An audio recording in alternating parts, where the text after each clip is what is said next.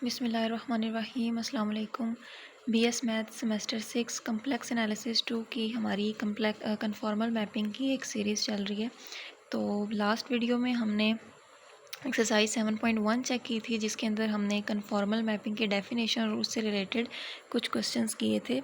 इनका overview again ले लें आप लोग। और आज हम स्टार्ट करेंगे एक्सरसाइज 7.2।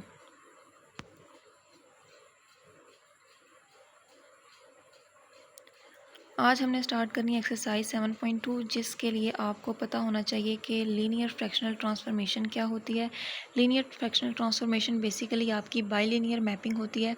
मैपिंग और ट्रांसफॉर्मेशन एक ही वर्ड है, तो आप कंफ्यूज नहीं होना चाहिए आपको।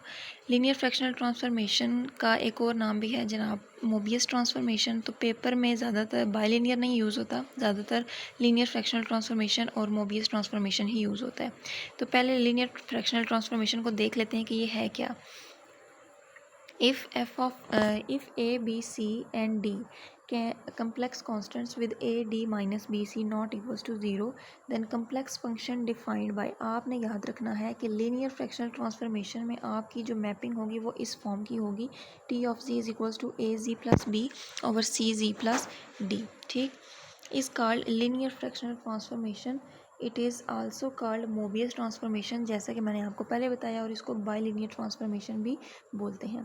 ठीक, अब इसके आगे हम देखेंगे कि एक्सटेंडेड कम्प्लेक्स प्लेन में लीनियर फ्रैक्शनल ट्रांसफॉर्मेशन को कैसे देखा जाता है। इसका पीस वाइज फंक्शन आप कह सकते हैं या स्टेप साइज फंक्शन इसको बोल सकते हैं। ठीक, तो इसका लीनियर फ्रैक्शनल ट्रांसफॉर्मेशन में जो इसकी एक्सटेंडेड फॉर्म है वो कैसे होगी, a g plus b divided by c ji plus d. ये वैल्यू देगा जब आपका g not equals to minus d by c होगा।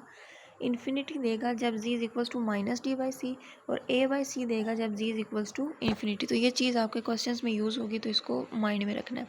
सबसे पहला क्वेश्चन है हमारे पास,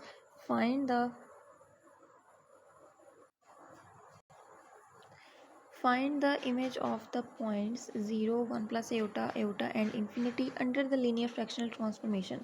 अब आपको उसने लीनियर फ्रैक्शनल ट्रांसफॉर्मेशन दे दिया है किस फॉर्म में, a b plus c divide by c ji plus d. तो जब ये चीज़ दे दे और साथ में मेंशन करे कि लीनियर फ्रैक्शनल ट्रांसफॉर्मेशन यूज़ करते हुए आपने इस फंक्शन की इमेज निकालनी है, तो आपने फिर ये मेथड अप्लाई करना है। कैसे करेंगे, सबसे पहले इसको देख लेते हैं।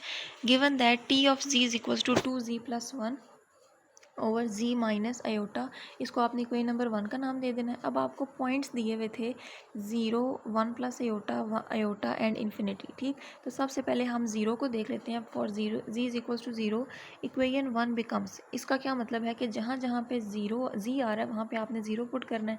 यहाँ पे भी क्या बन जाएगा, जी की जगह पे 0 पुट करेंगे तो आपके पास फाइनल आंसर आएगा 1 ओवर माइनस आयोटा, जिसको आप रैशनलाइज करेंगे आपके पास आ जाएगा आयोटा। ठीक, अब आप ये देखें, हमारे पास ये मैपिंग थी, ये इसका पीस वाइज फंक्शन था 2z